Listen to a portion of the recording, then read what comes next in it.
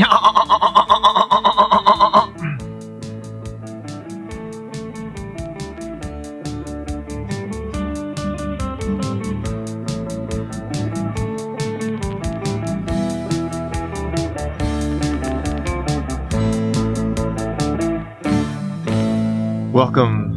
to another episode of Mouth Dancing. Your host, Young.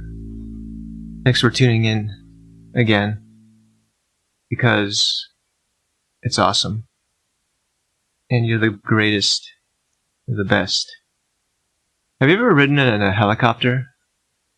I haven't done it before because I'm scared of getting my head chopped off by the propellers. So I don't go near helicopters. Pretty scary thought, isn't it? That's like the first thing I think about when I see a helicopter is like, if I get too close to those blades, I'm going to get my head chopped off. And no, that's not really a risk you run with riding in an airplane, right? I mean, I guess if you got too close to the jet engines when they're running, maybe something could happen. Maybe you could get like sucked into them, right?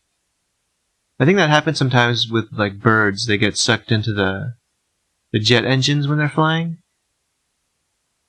I imagine that could probably happen to a human too, but it seems like the risk is pretty low compared to getting your head chopped off by a helicopter propeller. And you know, they got them on the top and like the back too, right? So it's like you gotta watch out in a couple different places as you get on the helicopter. That's why I don't ride in helicopters. Also because I never really get a chance to ride in a helicopter. It's not like booking a ticket for an airplane, right? You could do that really easily, but it's not like you just go online to Expedia or somewhere like that and then book a helicopter flight somewhere, right? Not really something that you do. I don't even know, how do you ride in a helicopter? How does that chance come up even? Like, maybe it's part of some sort of tourism packages sometimes. It's not really common though. It's not like you really hear about people riding in them that often. Maybe like military people or like news people, I think, ride in helicopters a lot. And maybe certain police people or, what else is there? Rich people, yeah, they have their helicopters. They ride in them. But other than that, it's not like something you really do. You know, it's not like, oh yeah, I'm gonna go for a helicopter ride, right? So that's another reason I don't ride helicopters. And the last reason is I can't really afford to ride in a helicopter. Even if I had the chance, it would probably be too expensive, right? Probably costs a lot of money to ride in a helicopter. Can't imagine it's cheap, considering, you know, all the training the pilot has to go through, all the special, you know, equipment you need. You need a special, like, landing and takeoff place. You don't really see helicopter runways all over the place, right? And then there's all the fuel costs. There's probably costs involved because it's like probably privately owned. And then the owner's like trying to make all their money back on it, so it's really expensive, is what I'm trying to say, and that's another reason I don't ride helicopters. So that's basically 3 reasons, and I think they're all pretty good reasons. 1, I'm afraid of getting my head chopped off by the propellers. 2, it's not very common. You don't really see helicopters everywhere. And 3, it's too expensive. So, yeah, that's why I don't ride in helicopters. I don't know, how about you guys out there? Do you ride in helicopters often? Maybe some of you are, you know, rich, and maybe it's just something you do, and you're not afraid of getting your head chopped off by the propellers, and you have access to them. If you do, I envy you, because it seems like it'd be pretty exciting.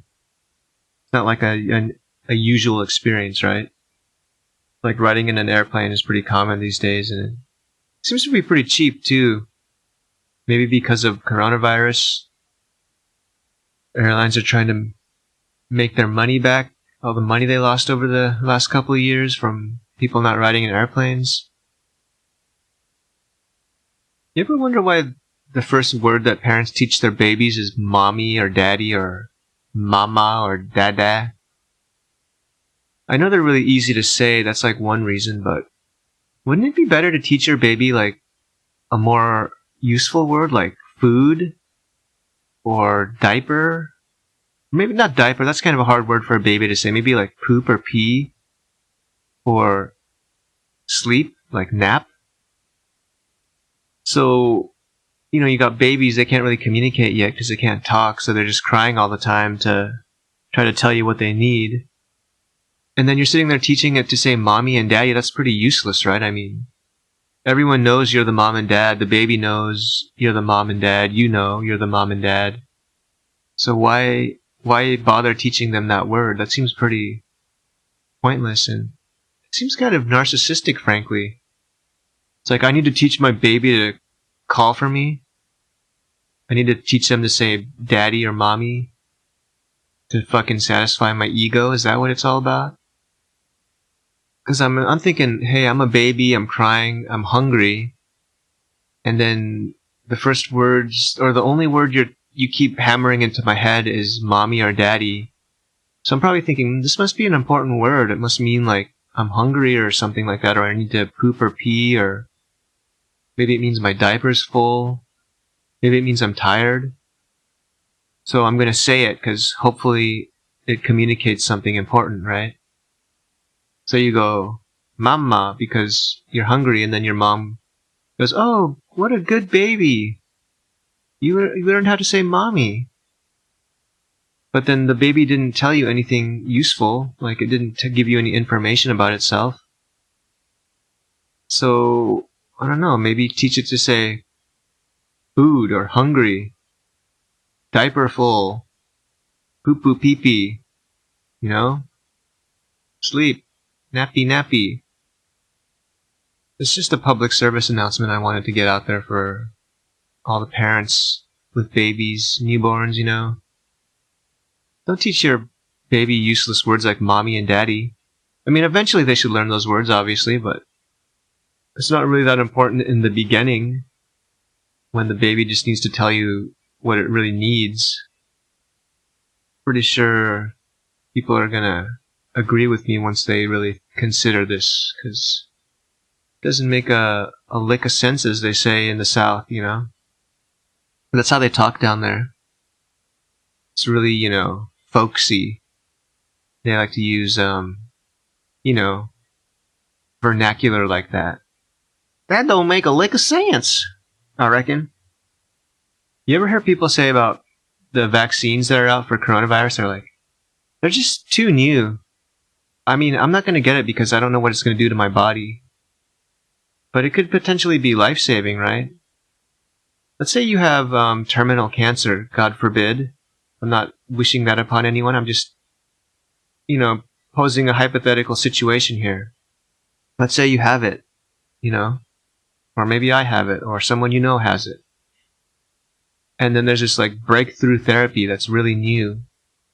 Would you refuse it because it's just too new and you're scared of it? I don't think so. I think you'd probably take that chance, right?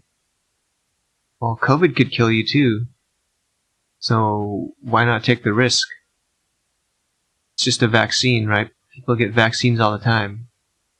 And another thing, every vaccine is new at some point, but people still get them. Like the polio vaccine, right? Kids used to get polio, and that was just absolutely devastating. But then the vaccine wiped it out. And I don't think there were people refusing back then, like, yeah, I don't know about this polio vaccine. It's just too new. I'm afraid to get it. So I just choose not to get it. But you hear people saying that about the coronavirus. True that maybe you yourself are not going to die from it or even suffer that badly from it, but someone else might. And if you're vaccinated, then there's less of a chance that other people will get it. Just some food for thought. I'm vaccinated. I got 2 Pfizer shots, and then I got a Moderna booster. The booster really knocked me on my ass for some reason, but the 2 Pfizer shots that I got in the beginning, They weren't that bad. I wonder why that is. Maybe my immune system it reacts more to coronavirus now? So it had a really harsh reaction to Moderna? Or maybe just Moderna triggers more of a reaction than Pfizer? I'm not sure. Well, I also got a flu shot the same exact day, so that could have been part of it too. I got a little bit cocky because the Pfizer vaccines didn't really affect me that much. I had a little bit of nausea from the Pfizer vaccine, but it wasn't too bad.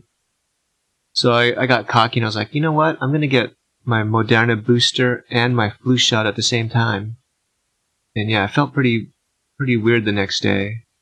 I still try to, do my usual tasks or usual routine activities, but I felt pretty, zonked out. Like I was slightly feverish, I think, and felt kind of nauseous and tired. Yeah, Omicron's spreading like crazy right now. I know a few people personally who've had it. I guess it depends on the person, but it's generally milder than the previous variants. But you don't want to take it for granted that that's going to be the case if you get it, right? I wrote a list of what I think are the cutest animals in existence, and I'm just going to read it off. I mean, this is not a complete list. I'm going to probably add to it, but it's what I have so far. Wombat, donkey, French hamster, fennec, baby beaver, grasshopper mouse, panda, long-eared hedgehog, fisher weasel, pine marten, spectral tarsus, Japanese dwarf flying squirrel. That's all one animal. Japanese dwarf flying squirrel. The greater bilby, island fox, mossy frog, the illy pika, the gray mouse lemur, the southern poodoo, volcano rabbit, and the American woodcock. It's my list of what I think are the cutest animals. Look them up if you want. They're all very cute. I don't know why I keep this list. I guess so if I ever want to look at like a cute animal, brighten my spirits, or lift my spirits. I don't know if you can brighten your spirits. I guess you can. Maybe you lift your spirits is more of the usual expression, but if I want to do that, I could look up these animals and look at them and they make me smile, right? So maybe you should keep a list of cute animals too. I recommend it. Thanks again for tuning in to Mouth Dancing with your host, Young. See you next week. Bye.